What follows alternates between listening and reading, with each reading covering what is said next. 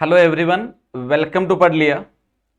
दोस्तों, हमने last class में जो डिस्कशन किया था उसके अंदर हम लोगों ने प्री स्ट्रेस कंक्रीट के बारे में देखा था। प्री स्ट्रेस कंक्रीट क्या होता है एंड किन किन सिचुएशन में हमें इसकी आवश्यकता पड़ती है और क्या क्या इसके पैरामीटर है, वो सारी बातें हमने डिस्कशन करी थी।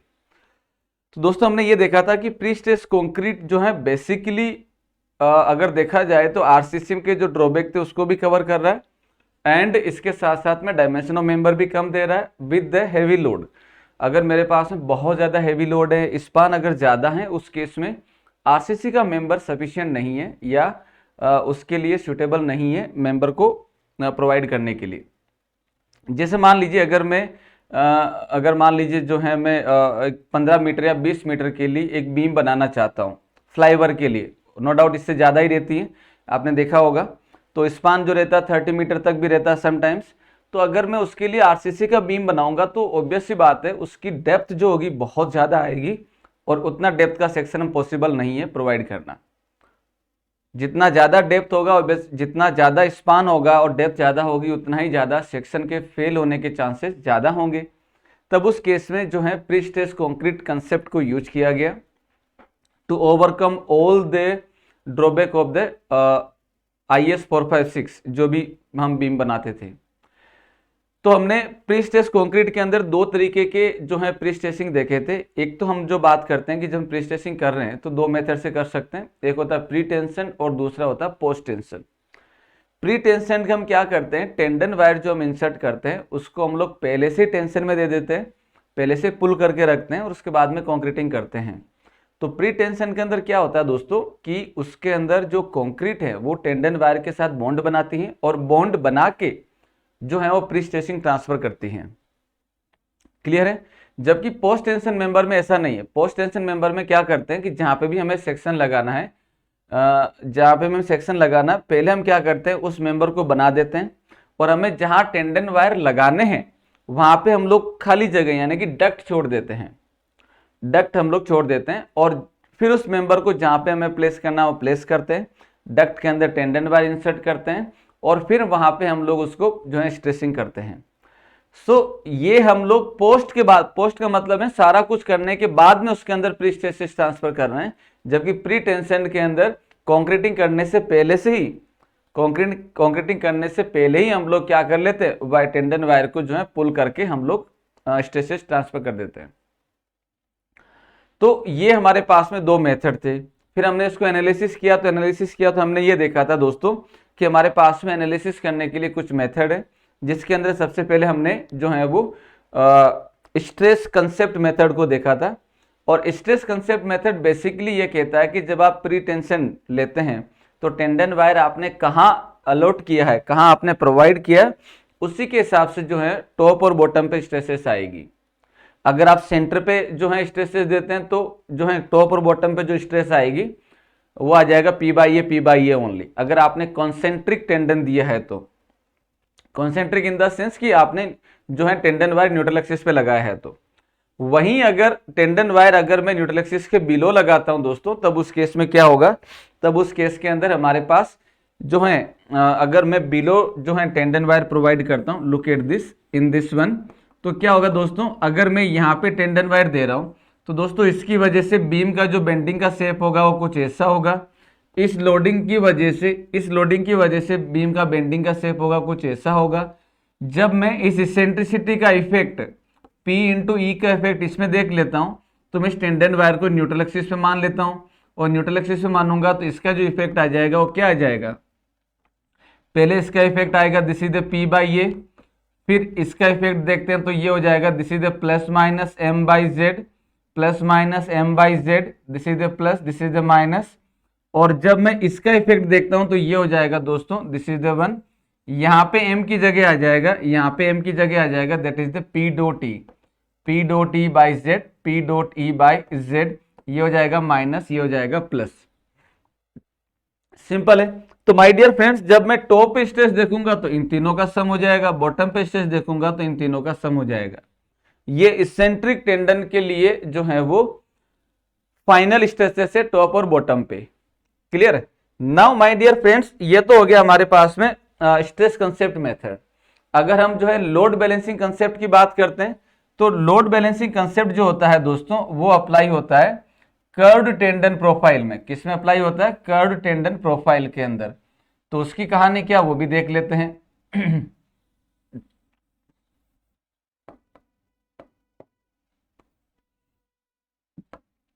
तो कर्व्ड टेंडन प्रोफाइल में हम लोग क्या बोलते हैं कि अगर ये न्यूट्रल एक्सिस है दोस्तों, तो यहाँ पे हमने एक कर्व्ड टेंडन प्रोफाइल दिया। अब ये प्रोफाइल मैं पैराबोलिक भी दे सकता हूं, मैं इसके अंदर जो है वो इस तरीके से भी दे सकता हूं, और मैं इसके अंदर जो है ऐसे भी दे सकता हूं। तो और भी कैसा भी शेप बन सकता है। तो my dear friends, curved tendon profile जो दिया जाता है वो एक्सटर्नल लोडिंग के रिस्पेक्ट में देते हैं। अगर एक्सटर्नल लोडिंग पॉइंट लोड है तो कर्व्ड टेंडन प्रोफाइल ट्राइंगुलर होगी। अगर यूडीएल है तो कर्व्ड टेंडन प्रोफाइल पैराबोलिक होगी। 2 पॉइंट लोड है तो ट्रेपेजोइडल होगी। तो ये हमें कैसे पता चल रहा है? तो इसका सीधा सा फंडा है ये कि भाई जो लोडिंग लग रहा है, जो भी बीम आपके पास में और उसके ऊपर जो लोडिंग लग रहा है, उसकी वजह से जो बेंडिंग मोमेंट शेप बनेगा, जो बेंडिंग मोमेंट शेप बनेगा उसको उल्टा कर दो तो आपके पास कर्व टेंडन प्रोफाइल आ जाएगा। जैसे अगर मैं सिंपली सपोर्टेड बीम की बात करता हूं और सेंटर पे पॉइंट लोड लगाया, तो इसकी वजह से जो बेंडिंग मोमेंट होगा वो हो जाएगा दिस वन। और इसका अगर यही लोड यहां लग रहा है तो इस लोड के लिए अगर मैं टेंडन प्रोफाइल जो दूंगा वो किस तरीके से दूंगा? वो दूंगा कुछ ऐसे, हियर इट इज। अगर यूडीएल लोड लग रहा है, अगर यूडीएल लोड लग रहा है तब यूडीएल लोड का बेंडिंग मोमेंट डायग्राम बनता है कुछ ऐसा, तो टेंडन प्रोफाइल हो जाएगी कुछ ऐसी, और this is the eccentricity E. Clear है? तो ये जो है nature of the tendon profile रहता है। नाउ माय डियर फ्रेंड्स, अब अगर हम बात करें थोड़ा सा तो क्या होगा, देखिए इधर जो है P फोर्स लग रहा है, इस P का अगर मैं कंपोनेंट लूंगा तो ये हो जाएगा P साइन थीटा और ये हो जाएगा P कोस थीटा। ठीक इसी तरीके से इधर हो जाएगा P साइन थीटा और इधर हो जाएगा P कोस थीटा। तो ये दोनों को मैं, चूंकि टेंडन के अंदर मैं किसी भी तरह का स्ट्रेस लॉस नहीं देखता हूं, तो ये आ जाएगा यहाँ पे P साइन थीटा और इसकी वजह से आ जाएगा P साइन थीटा। तो यहाँ पे अगर इसका रिजल्टेंट देखा जाएगा तो रिजल्टेंट क्या बनेगा? एक्सटर्नली लोड लग रहा है W, एक्सटर्नली लोड लग रहा है W, और ये जो है ये लग रहा है, ये कर्व्ड टेंडन प्रोफाइल की वजह से अपवर्ड लग रहा है, तो ये हो जाएगा 2P sine theta. So my dear friends, इसके अंदर क्या हो रहा है कि अगर मान लीजिए ये 100 किलो न्यूटन है और इसका वैल्यू अगर मान लेते हैं 40 किलो न्यूटन आया है, तो ये जो बीम डिजाइन होगी वो क्या होगी? 60 के लिए डिजाइन होगी, but it is capable to take the load up to 100। What does it mean? इसके अंदर कुछ लोड क्या हो रहा है? कुछ लोड जो है बैलेंस हो रहा है due to curved tendon profile. तो इस मेथड का नाम हो जाता है लोड बैलेंसिंग मेथड। तो लोड बैलेंसिंग मेथड के अंदर हम लोग क्या बोलते हैं कि भाई कुछ लोड कर्व टेंडन की वजह से जो है काउंटर बैलेंस हो रहा है, और उस बैलेंस को ध्यान में रखते हुए हम लोग बीम को डिजाइन करते हैं। तो अगर पॉइंट लोड लग रहा है तो आपके पास में 2P sine theta upward load act करेगा। वहीं अगर दोस्तों पैराबोलिक अगर लगता है, वहीं अगर पैराबोलिक जो है कर्व टेंडन प्रोफाइल होती हैं, ये यूडीएल हो गया, इसकी वजह से कर्व टेंडन प्रोफाइल होगी कुछ ऐसे, इस तरीके से होगी, और इसकी वजह से जो काउंटर फोर्स जो लगेगा वो क्या लगेगा? दिस इज द W, और इसकी वजह से जो फोर्स लगेगा वो हो जाएगा दोस्तों 8PE cos theta divided by L square. तो ये लगेगा काउंटर फोर्स, यानी कि ऊपर से लोड कितना हो गया? ऊपर से लोड हो गया ये, नीचे लोड हो गया ये, तो ये आपस में कुछ फोर्स जो है वो काउंटर बैलेंस हो जाएगा। सिंपल। तो ये इस तरीके से हो गया। ठीक वैसे ही हम लोग ट्रेपेजोइडल के लिए बता सकते हैं, और भी किसी भी लोडिंग के लिए हम बता सकते हैं कैसा होगा। So this is known as the load balancing concept method, load balancing concept method. Then दोस्तों हमने देखा था losses of the pre stress, losses of the pre stress. Losses of pre stress दोस्तों हमारे पास में दो तरीके के थे। एक होता है इमीडिएट लॉस, और दूसरा हो जाएगा टाइम डिपेंडेंट लॉस। दूसरा हो जाएगा दोस्तों time dependent loss. Immediate loss का मतलब क्या है? इमीडिएट लॉस का मतलब है जब आप टेंडन वायर को पुल करते हैं तब कितना लॉस हो रहा है, और एक आप जब टेंडन वायर को रिलीज करते हैं तब कौन सा लॉस हो रहा है, यानी कि ट्रांसफरिंग टाइम और जब आप उसको पुलिंग करते हैं तब वो टाइम, इन दोनों टाइम को बोला गया इमीडिएट। तो ये जो इमीडिएट लॉसेस होंगे वो आ जाएंगे ये। और एक होता है टाइम डिपेंडेंट। टाइम डिपेंडेंट का मतलब है कि चूंकि मटेरियल पे स्ट्रेस ट्रांसफर कर रहे हैं, और मटेरियल कौन सा है, एक तो टेंडन वायर है और एक कंक्रीट है। कंक्रीट में हम लोग ये जानते हैं कि ये टाइम डिपेंडेंट प्रॉपर्टीज हैं। क्रीप की बात करें, श्रिंकेज की बात करें, टाइम के साथ इसका वैल्यू चेंजेस होता है। तो इन दोनों का इफेक्ट, चूंकि देखिए टेंडन वायर कंक्रीट पे जो है प्री स्ट्रेस ट्रांसफर कर रहा है, और कंक्रीट जो है वो टाइम डिपेंडेंट प्रॉपर्टी है। तो इसका मतलब ये हो गया कि जब टेंडन वायर कंक्रीट पे स्ट्रेसेस ट्रांसफर कर रही है और कंक्रीट में अगर कुछ लॉसेस हो रहा है टाइम के साथ में, तो उसके अंदर प्री स्ट्रेस में भी लॉस आएगा। तो यहां पे अगर हम बात करें दोस्तों, तो टाइम डिपेंडेंट लॉसेस की अगर मैं बात करता हूं तो ये हो जाएगा दोस्तों क्रीप हो जाएगा, श्रिंकेज हो जाएगा, ये हो जाएगा श्रिंकेज हो जाएगा, और हो जाएगा रिलैक्सेशन। ये हो जाएगा दोस्तों रिलैक्सेशन। रिलैक्सेशन का मतलब क्या है कि अगर मैं किसी भी मटेरियल को, चाहे वो इलास्टिक लिमिट में हो चाहे वो प्लास्टिक में हो, प्लास्टिक की तो खैर बात अलग है, लेकिन अगर इलास्टिक में हो और मैं अगर किसी भी मटेरियल को एक लॉन्ग ड्यूरेशन के लिए अगर होल्ड करके रखूं, तब उस केस में ये रहता है कि कुछ जो है कुछ इलास्टिक स्ट्रेंथ जो है वो प्लास्टिक में कन्वर्ट हो जाती हैं, परमानेंट हो जाती है, यानी कि जब आप लोड को रिलीज करोगे तो वापस अपनी शेप में नहीं आएगा, वो कहलाता है रिलैक्सेशन लॉस। तो ये हो जाएंगे तीनों टाइम डिपेंडेंट लॉस। ये दोनों कंक्रीट की प्रॉपर्टी है, ये स्टील की प्रॉपर्टी है। इमीडिएट लॉस की अगर हम बात करें तो इमीडिएट लॉस क्या क्या हो जाएंगे, सबसे पहले हो जाएगा इलास्टिक शॉर्टनिंग, इलास्टिक शॉर्टनिंग। दूसरा हो जाएगा हमारे पास में फ्रिक्शन, एंड नेक्स्ट हो जाएगा एंकरेज स्लिप, एंकरेज स्लिप। तो ये होते हैं इमीडिएट लॉसेस, तीन तरीके के हैं। अब इसमें अगर देखा जाए तो ये क्या कहानी है, तो इसको देख लेते हैं। एंकरेज स्लिप होता है कि पोस्ट टेंशन के अंदर जब हम एंड पे प्लेट लगाते हैं, चूंकि पोस्ट टेंशन मेंबर ऑलरेडी जो है वो हैवी ब्रिज के लिए यूज किया गया है, तो ऑब्वियसली बात है प्रीस्ट्रेसिंग फोर्स भी बहुत ज्यादा होगा। और हम जो बोल रहे हैं कि भी प्रीस्ट्रेसिस ट्रांसफर होगी पोस्ट टेंशन मेंबर में, वो एंकरेज प्लेट के द्वारा यानी कि बियरिंग प्लेट के द्वारा होती है। तो अगर वो प्लेट कंक्रीट में सेटल हो गई, यानी कि अगर कुछ mm भी अगर अंदर चली गई, तो उस केस में वो लॉसेस देगी। तो that is called the anchorage slip. ये पोस्ट टेंशन के अंदर आता है। ये किस में आता है, पोस्ट टेंशन में आता है। नेक्स्ट आता है फ्रिक्शन। फ्रिक्शन का जो है वो भी पोस्ट टेंशन में ही आता है, पोस्ट टेंशन में ही आता है। ये प्री टेंशन में नहीं होते। एंकरेज स्लिप और फ्रिक्शन प्री टेंशन में नहीं होते हैं। क्यों नहीं होते? क्योंकि इसके अंदर कर्व टेंडन जो है हमारे पास टेंडन प्रोफाइल जो होती है वो क्या रहती है, वो रहती है स्ट्रेट, और स्ट्रेट के अंदर किसी भी तरह का लॉसेस नहीं मानते हैं।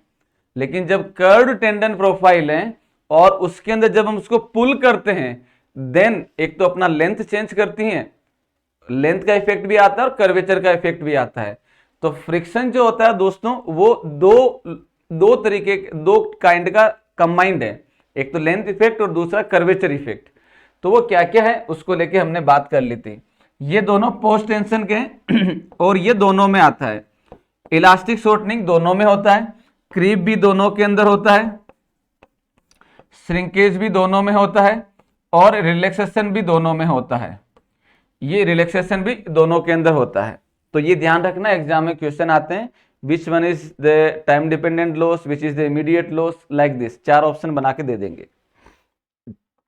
चलिए अब आगे बात करते हैं। अब अगर हम लॉसेस की बात करें तो लॉसेस क्या हो जाएगा, डेल्टा एफ एस की अगर मैं बात करता हूं तो इलास्टिक शॉर्टनिंग लॉस में लॉसेस हो जाएगा that is M into F C, M into F C अगर कॉन्सेंट्रिक टेंडन है तो। और एफ सी का वैल्यू आप लोग कैलकुलेट करेंगे किसको लेके, एफ सी का वैल्यू आप कैलकुलेट करेंगे दैट इज कॉन्सेंट्रिक है या फिर जो है वो इसेंट्रिक टेंडन है। तो ये हो जाएगा delta F S is equal to M into F C. F C का वैल्यू आप लोग कैलकुलेट करेंगे कॉन्सेंट्रिक और इसेंट्रिक टेंडन के रेस्पेक्ट में। और ये एफ सी कैलकुलेट किया जाएगा कहां पे, जहां पे टेंडन वायर लगा है। ये हम लोग सेक्शन के टॉप और बॉटम पे नहीं निकाल रहे हैं, हम यहाँ पे कैलकुलेट कर रहे हैं जहां पे टेंडन वायर लगा है वहां पे।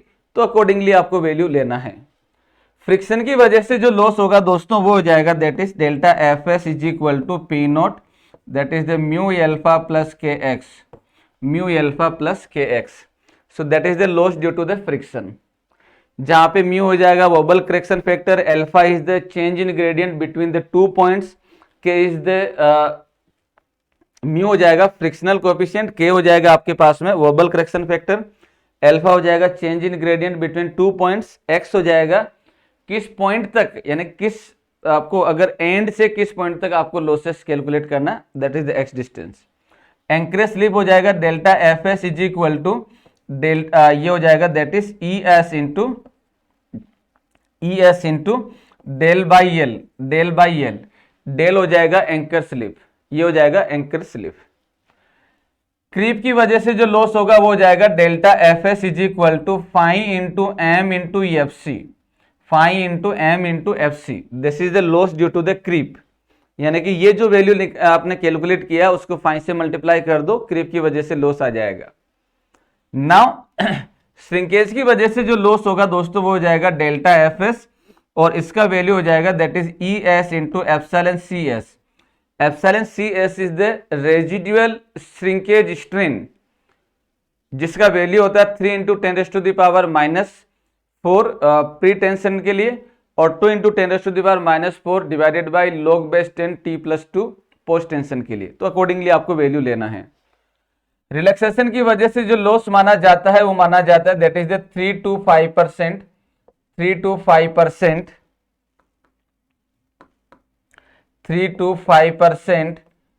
5% ऑफ इनिशियल प्री स्ट्रेस।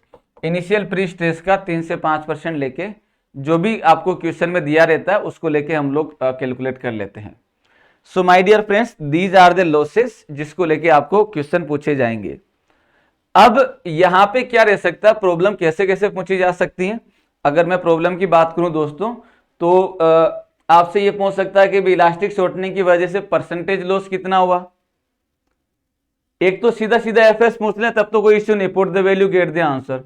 अगर परसेंटेज लॉस पूछ लें तो भाई आपके पास में ये आ चुका है, इसको आप क्या करेंगे, पी नोट से डिवाइड कराएंगे। P note is the initial stress, initial pre stressing stress, ठीक है। तो डिवाइड करा के इंटू मल्टीप्लाई कर देंगे, you will get the percentage loss. या आपसे पूछ ले कि भाई कितना फोर्स में लॉस हुआ, तो भाई इसको आप क्या करिए, एरिया से मल्टीप्लाई कर लीजिए, आपके पास में फोर्स आ जाएगा। लाइक दैट ये भी पूछा जा सकता है।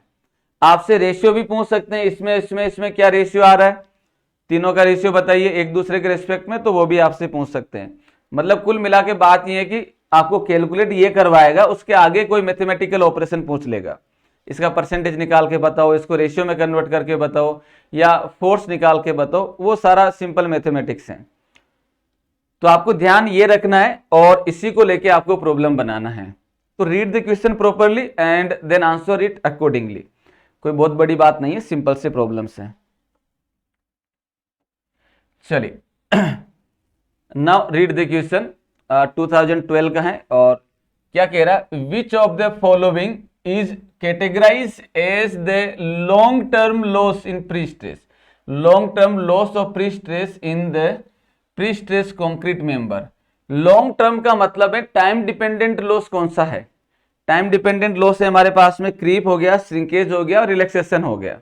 तो देखो इसमें क्या आ रहा है, loss due to elastic shortening, नहीं ये इमीडिएट है। Loss due to friction immediate है। Loss due to relaxation of the strength बिल्कुल सही है। Loss due to anchorage slip नहीं, ये इमीडिएट है। तो करेक्ट आंसर हो जाएगा दोस्तों that is the C. Next question, a rectangular concrete beam of width 120 mm and depth 200 mm is pre-stressed by pre-tensioning।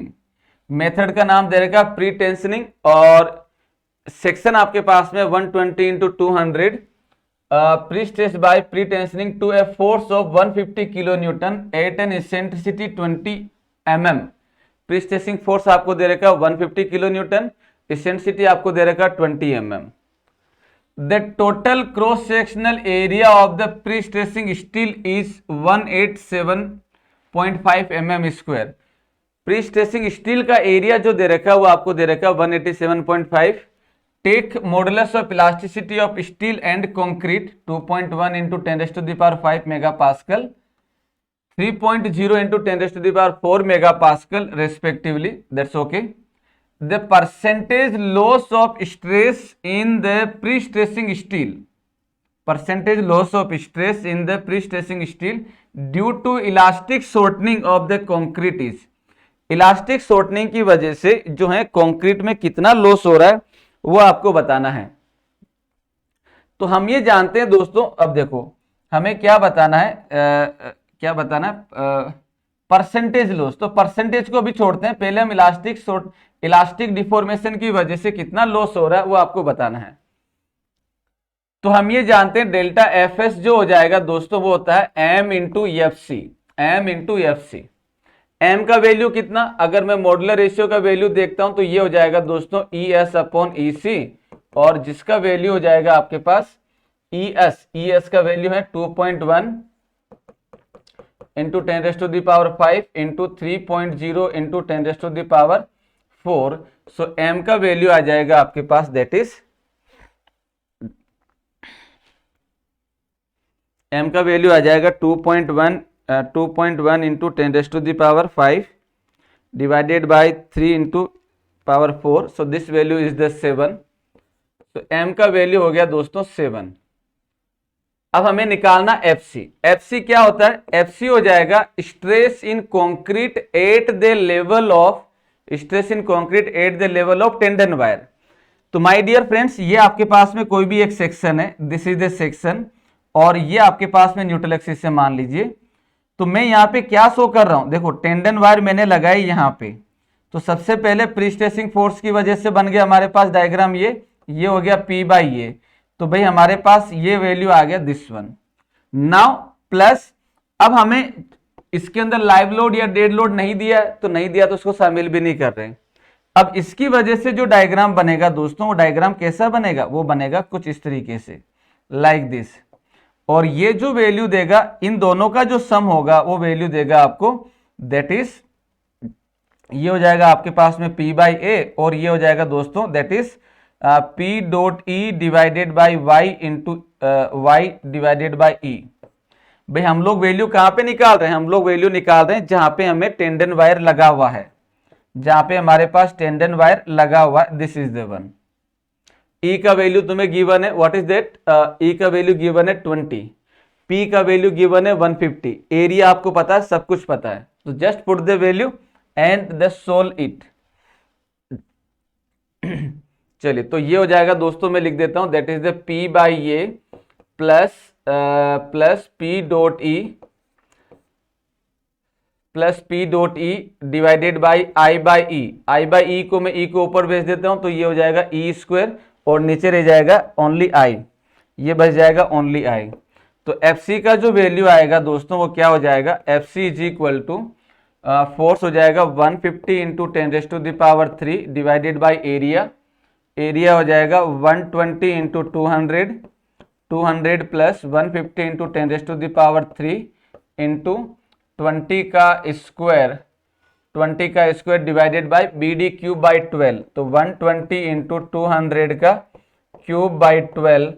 So my dear friends, FC का जो value आ जाएगा आपके पास वो क्या आएगा, FC का वैल्यू आ जाएगा आपके पास, that is 150 E3 divided by 120 into 200 plus 150 into 20 का square divided by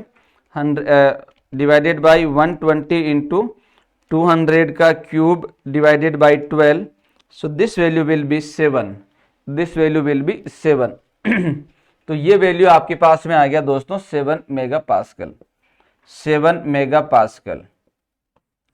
so this is the FC, और ये हमने M निकाल लिया, ये हमने FC निकाल लिया। तो हमारे पास टोटल जो लॉस आ जाएगा इलास्टिक डिफॉर्मेशन की वजह से, वो क्या आ जाएगा, वो आ जाएगा हमारे पास, दैट इज यानी कि डेल्टा FS आ जाएगा M इंटू FC। तो ये हो जाएगा 7 इंटू 7, तो ये आपके पास में हो गया 49 mega pascal, this is the delta FS। अब क्वेश्चन में देखो ध्यान से, तुमसे क्या पूछा गया है, अगर तुमसे पूछा गया loss in stress, loss in stress, अगर आपसे ओनली लॉस पूछा गया होता तब तो ये आंसर हो जाता, बट हमसे क्या पूछा गया, परसेंटेज लॉस इन स्ट्रेस कितना है। तो परसेंटेज लॉस हम कैसे देखेंगे कि भाई प्री स्ट्रेसिंग कितनी थी, इनिशियल प्री स्ट्रेसिंग कितना था। तो ये हो जाएगा इनिशियल प्री स्ट्रेस, हम कैलकुलेट कर लेते हैं इनिशियल प्री स्ट्रेस। तो ये हो जाएगा दोस्तों sigma is equal to P, जो हो जाएगा that is the pre stressing force divided by area of the pre stressing. तो now this is the total pre stressing force कितना है, प्री स्ट्रेसिंग फोर्स है हमारे पास 150 kilo newton, this is the 150 kilo newton divided by area of the pre stressing steel, और ये area 187.5, so this area is 187.5 mm square. सो ये आ जाएगी आपके पास में इनिशियल प्री स्ट्रेस। सो ये आपके पास आ जाएगा 150 E3 divided by 187.5, so this value is the 800। Initial pre stress इतना था दोस्तों, इनिशियल प्री स्ट्रेस आपके पास में इतना था, और लॉस कितना हो गया, ये लॉस हो गया। तो परसेंटेज लॉस हो जाएगा दोस्तों, परसेंटेज लॉस हो जाएगा हमारे पास that is 49 divided by 800 into 100 that is equal to 49 divided by 800 into 100, so this will be equal to 6.125%। तो अब देखिए कितने 6.125%, so correct answer is the B, correct answer is the B. Clear. तो यही मैंने आपको स्टार्टिंग बताया था जब मैंने यहाँ पे सारी चीजें एक्सप्लेन करी थी, where it is, sorry here it is. तो यहां पे मैंने जो चीज आपको बताई है वही चीज आपसे एग्जाम के अंदर पूछ रखी है। आगे बढ़ते हैं। सो this is the one, simple सा प्रॉब्लम था। ओके, नेक्स्ट क्या दे रखा है, 2007 में प्रॉब्लम पूछा गया, क्या कह रहा है, the percentage loss, again percentage loss, तो आपको इनिशियल प्री स्ट्रेस पता होनी चाहिए और लॉस किसकी वजह से वो वैल्यू पता होना चाहिए। Percentage loss of the pre stress due to anchorage slip, anchorage slip की वजह से परसेंटेज जो है लॉस कितना होता है। तो पहले हम लोग ये लिख लेते हैं, एंकरेज स्लिप की वजह से जो लॉस होता है दोस्तों वो आ जाएगा आपके पास E S into delta by L, E S into delta by L. चलो क्वेश्चन में क्या क्या गिवन है, तो प्री स्ट्रेस ड्यू टू, तो ये क्या दे रहा है, anchorage slip of 3 mm, delta का value 3 mm in a concrete beam of length 30 metre. मेरे पास में दोस्तों डेल्टा का वैल्यू 3 mm है और लेंथ कितना 30 मीटर, तो L by del by L 3/30,000, 3/30,000। आगे क्या कह रहा है,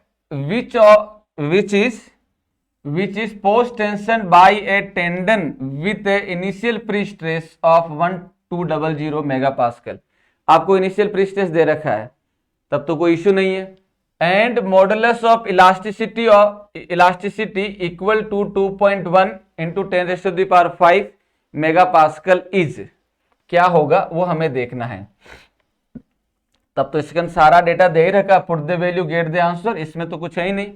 तो ये हो जाएगा दोस्तों delta F S is equal to E S का वैल्यू गिवन है 2.1 into 10⁵ into 3/30,000 here it is. तो ये आपको डेल्टा एफ एस का वैल्यू दे देगा।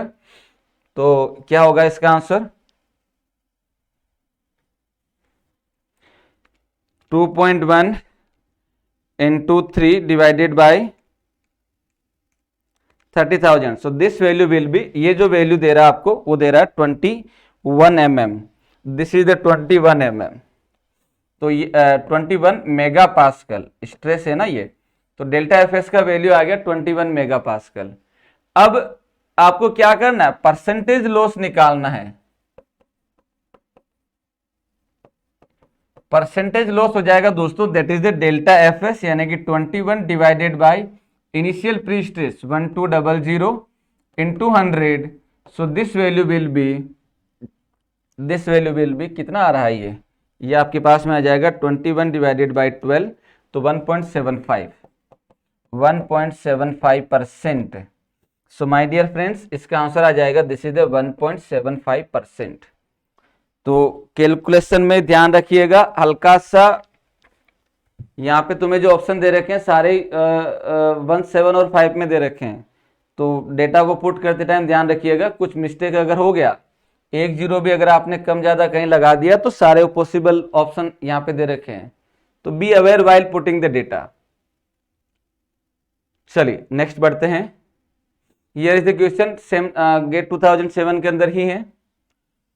इसमें कह रहा है a concrete beam of rectangular cross section of size 120 into 200 mm 120 into 200 mm is pre stressed by straight tendon to an effective force 150 kilo newton, eccentricity 20 mm below the centroidal axis in the depth direction. That's okay.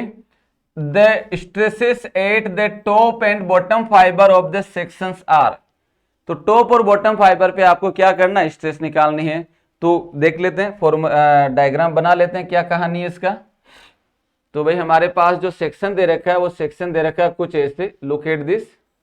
इसमें dimension दे रखा है 120 और ये दे रखा है that is the 200, this is the 200 and इसके अंदर क्या दे रखा है, eccentricity 20 mm below the centroidal axis, यानी कि यहाँ पे आपको दे रखा है 20 mm, ई का वैल्यू दे रखा है 20 mm, 20 mm, this is the E का वैल्यू दे रखा है 20 mm। तो दोस्तों अगर हम इसके लिए डायग्राम बनाएंगे प्री स्ट्रेसिंग फोर्स का, तो ये डायग्राम बनेगा, this is the P by A, this is the P by A. ये तो हो गया एक्सियल लोड की वजह से। अब इस क्वेश्चन में मुझे किसी भी तरह का डेड लोड नहीं दे रखा है, डेड लोड नहीं गिवन है, तो फिर डेड लोड और लाइव लोड दोनों नहीं है, तो नहीं है तो मैं उसको कंसिडर ही नहीं कर रहा। तो मैं क्या कर रहा हूं, इस प्री स्ट्रेसिंग फोर्स की वजह से जो डायग्राम बनेगा वो बनेगा कुछ ऐसा, इस तरीके से। तो ये हो जाएगा दोस्तों कुछ ऐसे, लाइक दिस। तो ये हो जाएगा P dot E divided by I by Y. तो इसको हम सिंपली लिख सकते हैं, दैट इज मैं इसको लिख देता हूँ P dot E divided by Z. Z इसलिए लिख रहा हूँ क्योंकि मुझे बॉटम फाइबर पे देखना है। तो ये हो जाएगा माइनस, ये हो जाएगा प्लस, ये हो जाएगा प्लस और ऊपर हो जाएगा that is M by Z. M की जगह हमारे पास आ जाएगा दोस्तों that is the P dot E divided by Z. तो टॉप पे स्ट्रेस होगी P by A minus P dot E by Z, bottom पे स्ट्रेस होगी P by A plus P dot E by Z. Simple. तो put कर लो। तो मुझे क्या कैलकुलेट करना है इसके अंदर, इसमें पुट करने के लिए मुझे पी पता है, ई पता है, ए पता है, जेड, जेड कैलकुलेट कर लेते हैं यहाँ पे। तो जेड को हम लोग यहीं पे कैलकुलेट कर लेंगे साथ में ही। तो हम लोग लिख लेते हैं that is sigma top. Sigma top क्या हो जाएगा, सिग्मा टॉप हो जाएगा हमारे पास, टॉप हो जाएगा P by A minus P dot E by Z. तो ये हो जाएगा पी का वैल्यू कितना दे रखा है 150 किलो न्यूटन। तो 150 into 10⁻³ divided by area 120 into 200 minus 150 into 10⁻³ into E 20 mm divided by क्या हो जाएगा, माइनस साइन है, divided by B D square by 6। तो ये हो जाएगा बी डी स्क्वायर बाई 6, यानी कि 120 इंटू 200 का square by 6, this is the Z. तो इसको सोल्व कर लो, सिग्मा टॉप आ जाएगा आपके पास। तो जब सोल्व करेंगे तो कितना आ रहा है ये देख लेते हैं।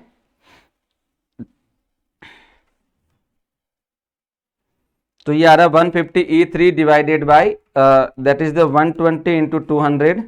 सो दिस वैल्यू विल बी 6.25। तो this value will B 6.25 minus 6.25 minus, next देख लेते हैं 150 इंटू 20 डिवाइडेड बाई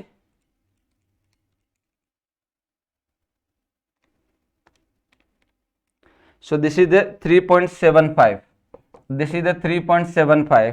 तो दोस्तों सिग्मा टॉप का जो वैल्यू आएगा वो क्या आ जाएगा 6.25 minus 3.75। So this value will B 2.5 और ये वैल्यू आ रहा पॉजिटिव, यानी कि ये वैल्यू आ रहा है कंप्रेशन में, पॉजिटिव आ रहा तो कंप्रेशन में होगा। तो सिग्मा टॉप का वैल्यू आ रहा है 2.5 कंप्रेशन, 2.5 कंप्रेशन। बाकी ये गलत, ये गलत, ये गलत, ये लो करना ही नहीं है आगे। बट अभी तो हम प्रैक्टिस कर रहे हैं। एग्जाम के अंदर तो अगर एक ही ऑप्शन सही है बाकी सारे गलत तो वैसे आगे बढ़ सकते हैं। बट अगर हम यहाँ पे हम देखते हैं तो यहाँ पे क्या हो जाएगा, ये हमने क्या कर लिया, ये हमने कैलकुलेट कर लिया सिग्मा टॉप पे। बॉटम पे करेंगे तो स्ट्रेस क्या हो जाएगा, बॉटम पे करेंगे sigma bottom is equal to that is the P by A plus P dot E divided by Z, यही होगा। दोनों प्लस हो जाएंगे। दोनों का सेपरेट वैल्यू मुझे पता है, तो सेपरेट वैल्यू पता है तो इसको लिख सकता हूं मैं दैट इज 6 प्लस 3.7 6.25 है ये 6.25 plus 3.75, so this will be 10 megapascal, this is the 10 megapascal, यानी कि बॉटम पे जो आ रहा है वो भी 10 मेगापास्कल आ रहा है और वो भी कंप्रेशन में आ रहा है। तो देखो 10 मेगापास्कल वो भी कंप्रेशन में, सो दैट्स राइट। सो ये गेट 2007 का प्रॉब्लम था जो इस तरीके से एग्जाम पूछा गया, it was easy. Next problem क्या हो जाएगा उसको हम देख लेते हैं, ठीक है।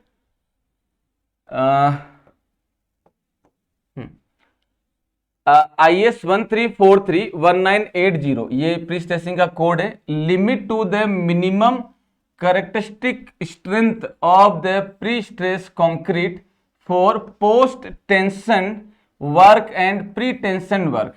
पोस्ट टेंशन के लिए हम लोग जो है कौन सा ग्रेड ऑफ कंक्रीट यूज करते हैं और प्री टेंशन के लिए कौन सा करते हैं। तो पोस्ट के लिए करते हैं M30 और प्री के लिए करते हैं M40। पोस्ट के लिए करते हैं M30 और प्री के लिए करते हैं M40। D is the correct one, ठीक है। ये मिनिमम ग्रेड ऑफ कंक्रीट है जो मैं नोट्स में लिखवा रखा हूं, डायरेक्टली आपको ध्यान ही रखना है M30 और 40। चलो नेक्स्ट क्वेश्चन 2010 के अंदर है। As per Indian standard code IS 1343, look at this, इसी कोड की बात कर रहा है प्री स्ट्रेसिंग के लिए।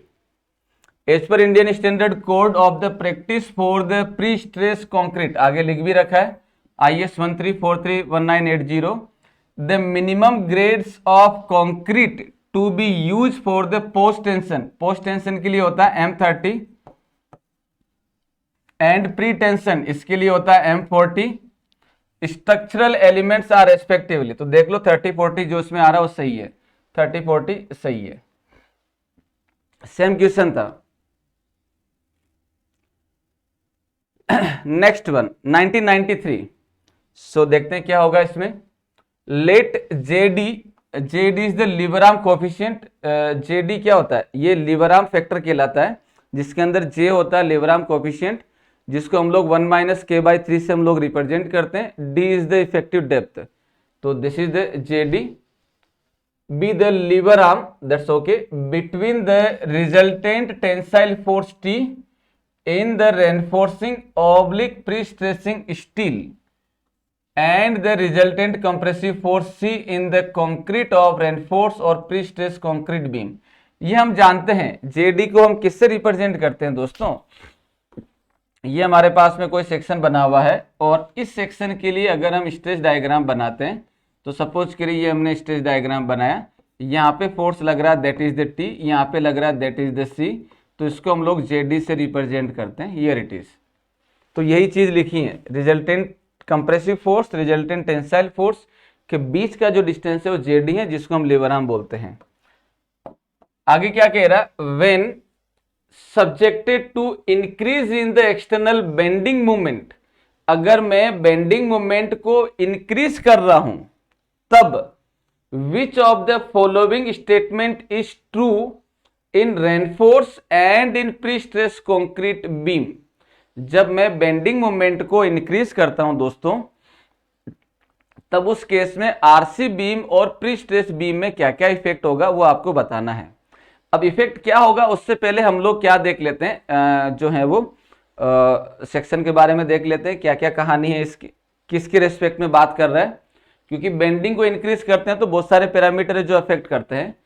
तो आरसी बीम के लिए बोल रहा है T increase at the faster rate than the JD, both T और JD increases at the same rate, JD increases at the faster rate than the T, neither T और नॉट जेडी इंक्रीज। ये तो concrete beam के लिए हो गया। Pre stress concrete के अंदर हमें जो दे रखा है टी और जेडी के रेस्पेक्ट में बात किया गया है, टी और जेडी के रेस्पेक्ट में बात किया गया है। चलिए अब क्या करते हैं, इसको समझते हैं। ये तो खैर सोच समझ के आंसर देना होगा, इसमें आप रटे रटाए आंसर नहीं लिख सकते। इसमें कह रहा है कि आरसीबी में अगर आपको बेंडिंग मोमेंट जो है वो बढ़ाना है, थोड़ा सोच के बताओ, बेंडिंग मोमेंट अगर इंक्रीज करना है तब उस केस में जेडी बढ़ता है या फिर जो है फोर्स बढ़ता है। रिपीट कर रहा हूं, जब आप आरसी बीम बनाते हैं, आरसी बीम के अंदर मोमेंट इंक्रीज करना है, तो जब मोमेंट इंक्रीज की आप बात करते हैं दोस्तों, तो आप टी को बढ़ाते हैं यानी कि फोर्स को बढ़ाते हैं या जेडी को बढ़ाते हैं। थोड़ा सोच के बताओ, दैट्स वेरी इजी। तो अगर मैं मोमेंट की बात कर रहा हूं, सुनना ध्यान से, मैं मोमेंट की बात कर रहा हूं और एम का वैल्यू हम लोग देते हैं that is T into lever arm, T into lever arm. अब आपके पास में सेक्शन कैसा भी रहा हो, सेक्शन कैसा भी रहा हो, अगर मैं अंडर एंड फोर सेक्शन की बात करता हूं, देन मेरे पास में जेडी से ज्यादा टी का वैल्यू जो है वो ज्यादा इंक्रीज होता है देन द लीवर आर्म। कैसे कि जैसे जैसे मान लो मैंने यहाँ पे टी का वैल्यू बढ़ाना है, सुनना ध्यान से, जब मैं टी का वैल्यू बढ़ाऊंगा तो सी का वैल्यू बढ़ेगा। अगर मैं WSM से बात करता हूं तो मेरे पास में टी का वैल्यू बढ़ेगा तो यहाँ पे डेप्थ ऑफ न्यूट्रल एक्सिस बढ़ेगी, depth of neutral axis actual depth of जो है न्यूट्रल एक्सिस बढ़ेगी। तो जब actual depth of neutral axis बढ़ेगी तो एक्स से नीचे शिफ्ट होगा और मेरे पास में सी का वैल्यू भी धीरे धीरे स्लाइटली नीचे शिफ्ट होगा। यस और नो? तब उस केस में हम लोग ये बोल सकते हैं कि भाई हमारे पास जिस स्पीड से टी बढ़ा है उसके बहुत लेस रेट से, बहुत कम लेस रेट से लीवर आर्म बढ़ा है। क्लियर हो गया? तो उस केस में हम लोग ये बोल सकते हैं दोस्तों कि हमारे पास में जो है क्या चीज है कि टी का वैल्यू ज्यादा बेटर, ज्यादा स्पीडली बढ़ेगा देन द लीवर आर्म। क्योंकि लीवर आर्म में कितना सा फर्क पड़ेगा, अगर मान लो यहाँ पे स्टील ज्यादा हो गई तो पहले मान लो ये 100 mm पे था तो अब ये हो सकता है 105 mm पे आ जाए, बट टेंसाइल फोर्स 100 के रेस्पेक्ट में जितना था और अगर मैं 105 के रेस्पेक्ट में देखूंगा तो बहुत ज्यादा वेरिएशन होगा। सो प्रिस्ट आरसी बीम के अंदर अगर आपको बेंडिंग मोमेंट इंक्रीज करते हैं तो टी का वैल्यू ज्यादा इंक्रीज रेट देन होगा देन द जेडी से लीवर आर्म के रेस्पेक्ट में। ये हमारे पास में हो गया, that is in RC beam, RC beam की बात कर रहे हैं। अब आते हैं प्री स्ट्रेस कंक्रीट बीम के अंदर। तो प्री स्ट्रेस कंक्रीट बीम में इसका उल्टा होता है। क्यों उल्टा होता है? क्योंकि इसके अंदर टेंडन प्रोफाइल हम लोग कर्व्ड टेंडन प्रोफाइल देते हैं और कर्व्ड टेंडन प्रोफाइल में हम लोग ये बोलते हैं कि भाई जितना ज्यादा कर्वेचर दोगे उसी हिसाब से उसका लीवर आर्म का वैल्यू बढ़ेगा। हर सेक्शन पे लीवर आर्म का वैल्यू बढ़ता जाएगा, यानी कि चेंज होता जाएगा। आप कितना भी बार जितना ज्यादा प्री स्ट्रेसिंग फोर्स लगाओगे उसी के रेस्पेक्ट में जो है वो उसी से ज्यादा रेट से जो है वो लीवर आर्म चेंज होगा देन द टी। क्योंकि हम लोग कर्व्ड टेंडन प्रोफाइल दे रहे हैं तो इसका जस्ट अपोजिट होगा, यानी कि JD increases eight faster than the T.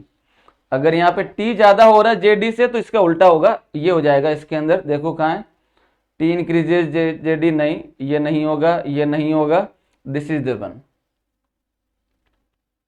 ये कर्व्ड टेंडन प्रोफाइल के लिए है। स्ट्रेट टेंडन प्रोफाइल में दोनों सेम है, स्ट्रेट टेंडन प्रोफाइल में दोनों सेम है क्योंकि टेंडन प्रोफाइल भी वही है, जेडी भी वही है, तो कोई ज्यादा अंतर नहीं होगा। लेकिन जब कर्व्ड टेंडन प्रोफाइल में आते हैं, पोस्ट टेंशन में आते हैं, तब कहानी बदल जाएगी।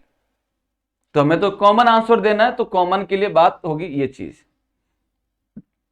तो इसका हो जाएगा सी और उसका हो जाएगा ए। वेरी इंटरेस्टिंग और कंसेप्चुअल क्वेश्चन।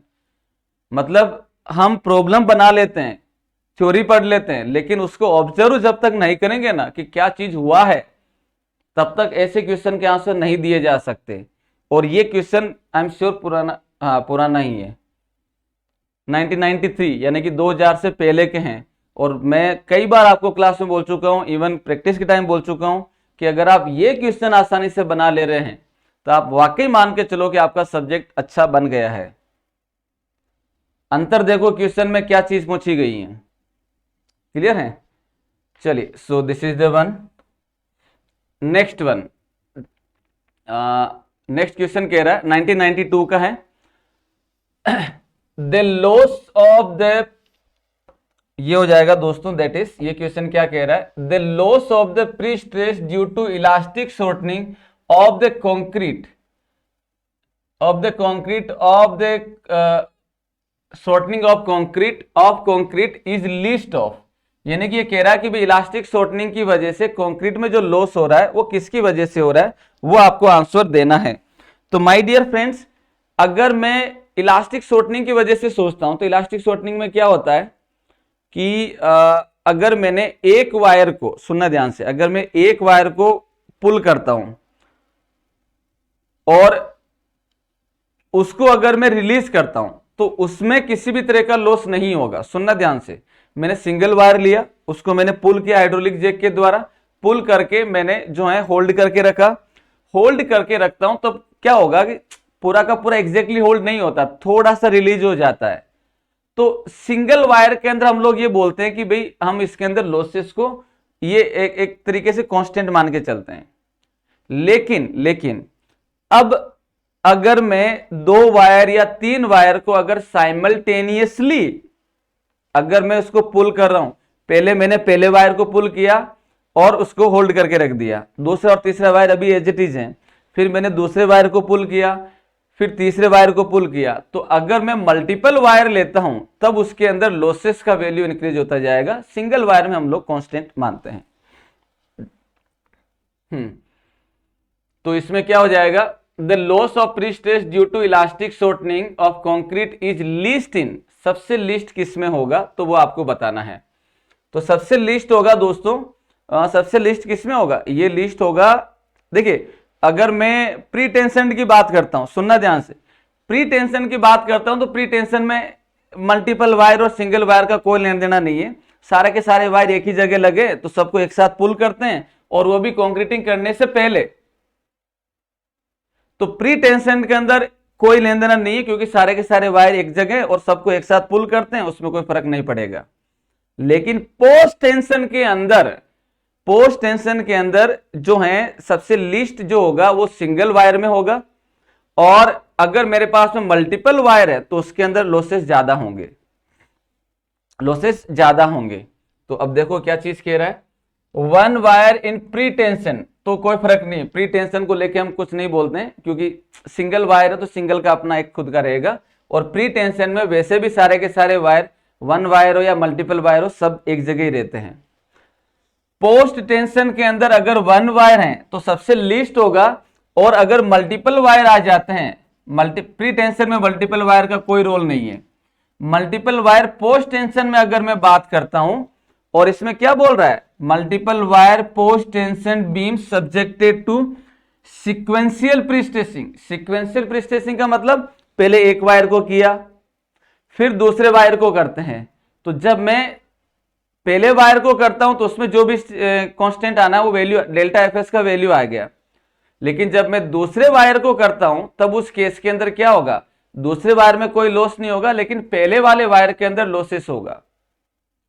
ठीक है, जब मैं तीसरे वायर को करूंगा, देखो ध्यान से ये चीज क्या है, जब ये मेरे पास में 3 वायर हैं, मैंने इस वायर को जो है पोस्ट टेंशनिंग किया तो इसके अंदर जो वैल्यू आ गया वो आ गया डेल्टा एफएस, वैल्यू आ गया डेल्टा एफएस।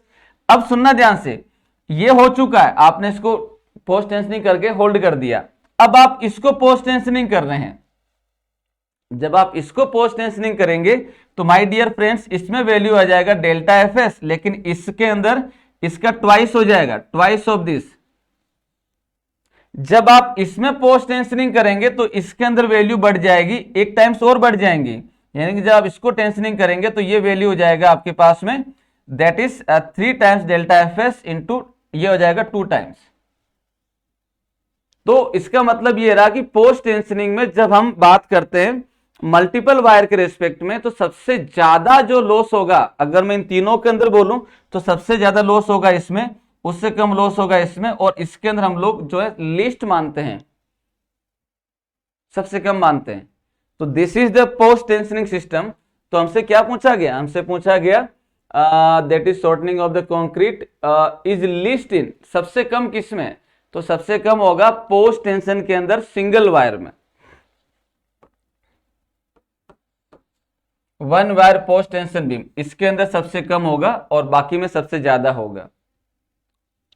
चलिए आगे बढ़ते हैं। 1992 नेक्स्ट क्वेश्चन क्या कह रहा है?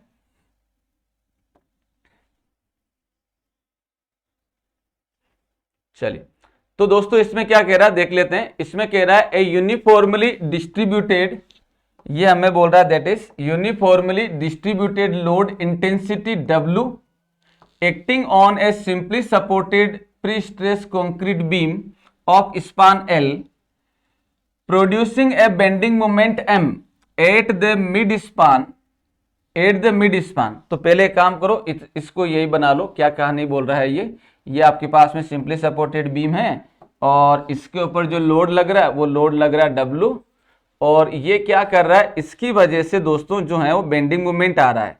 इसकी वजह से बेंडिंग मोमेंट का वैल्यू बन रहा है that is the bending moment, और इसका वैल्यू आ रहा है M, और ये वैल्यू हो जाएगा WL²/8। सिंपल, ये मोमेंट लग गया, दैट्स गुड। और इसका न्यूट्रल एक्सिस बना लेते हैं, ये हो गया न्यूट्रल एक्सिस। चलो आगे क्या कह रहा है?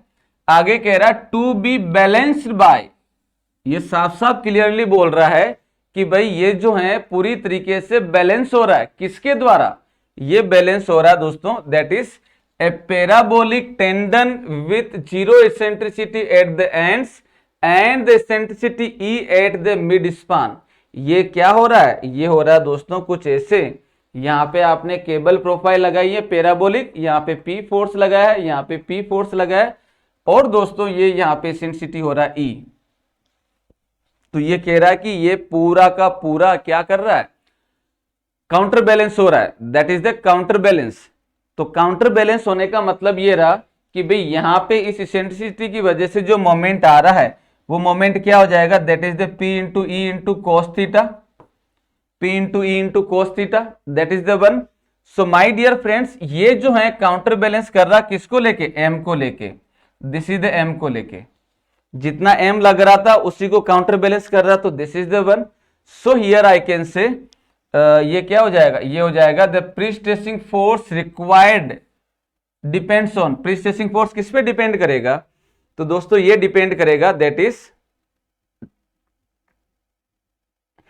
ये किस पे डिपेंड करेगा? ये डिपेंड करेगा आपके पास में, तो अगर मैं इसमें देखता हूं तो ये हो जाएगा दोस्तों आपके पास that is P is equal to, ये आ जाएगा P is equal to M/E। Clear है? P का वैल्यू किस पे डिपेंड कर रहा है? M और E, और ये आ जाएगा नीचे अगर आप देखोगे तो this is the cos theta. अगर मैं थीटा का वैल्यू स्मॉल मान लेता हूं तो दैट वैल्यू बिकम्स 1। तो ये डिपेंड कर रहा है आपके पास M और E पे। प्री स्ट्रेसिंग फोर्स किस पे डिपेंड कर रहा है? M और E पे। तो जितना ज्यादा M होगा, जितनी ज्यादा इंटेंसिटी होगी, फोर्स का वैल्यू उसी के रिस्पेक्ट में चेंजेस होगा। So here I can say this is the correct answer is M and E। Clear है? तो ये प्रॉब्लम पूछे, अच्छा ये भी ऑब्जर्वेशन वाली चीज है, ये भी ऑब्जर्वेशन वाली चीज है। सो माय डियर फ्रेंड्स, ऐसे प्रॉब्लम को सोल्व करने का तरीका क्या है कि जो भी प्रॉब्लम आप बनाते हो, जो भी स्टेटमेंट आप पढ़ते हो और जो डायग्राम देखते हो, not only in the subject, सारे सब्जेक्ट के लिए, उस डायग्राम को ऑब्जर्व करो कि क्या चीज है, क्या हो रहा है एग्जैक्टली। अगर मैं सेक्शन चेंज कर दूं, सेंटर की बजाय L/4 पे कर दूं, L/3 पे कर दूं, क्या चेंज हो रहा है? मतलब कंप्लीट, अगर जब तक क्रिस्टल क्लियर बेसिक नहीं होंगे तब तक ये प्रॉब्लम तो नहीं बनने वाली। ये वाली हुई, ये वाली हुई, कहाँ गया? एक तो ये है और एक ये वाला। Very interesting question. इसने प्योर कंसेप्ट यूज किया, वो भी एक्चुअल में, जिसको C और T और लीवर आर्म का रियल पता है या नहीं, और दोनों के अंदर डिस्टिंग्विश करता है, कर सकता है या नहीं। Pure subject knowledge, depth in knowledge check की है। फॉर्मुलेशन उनको पता है कि आराम से कर लेंगे, रटी रटाई चीजें निकाल लेते हैं, बट रियल डेप्थ अगर चेक करनी है कंसेप्ट की तो वो ये चीज है। क्लियर है दोस्तों? तो ये जो है ये प्री स्ट्रेस कंक्रीट के कुछ क्वेश्चन थे। इसके आगे क्वेश्चन हम जो है नेक्स्ट क्लास के अंदर डिस्कशन करेंगे। Thank you.